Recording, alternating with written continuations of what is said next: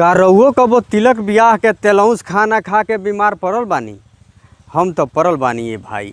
अब लोग शादी बियाह में खाना नइखे परोसत, अब खाली बीमारी परोसाता।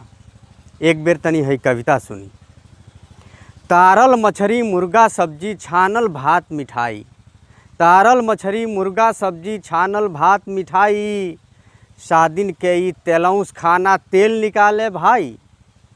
पूड़ी के आटा में खूबे डालल जात रिफाइन, पूड़ी के आटा में खूबे डालल जात रिफाइन, ऊपर से भरपेट खियावे लो साढ़ू सढ़ुआइन।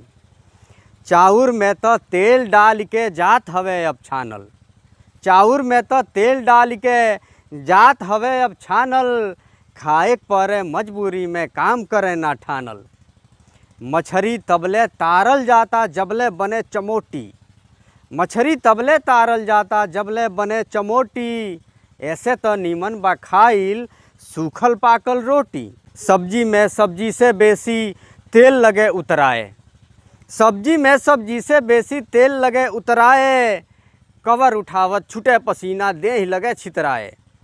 परवल और करेला भिंडी जात हवे अब तारल, परवल और करेला भिंडी जात हवे अब तारल, ई समाज का निमनो मनई के चाहत बा मारल।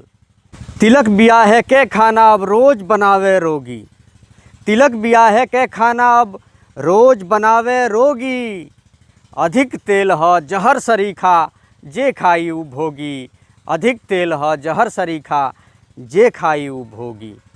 ई कविता रउआ कैसन लागल? कमेंट बॉक्स में एकर जवाब जरूर देव सब है। बहुत बहुत धन्यवाद।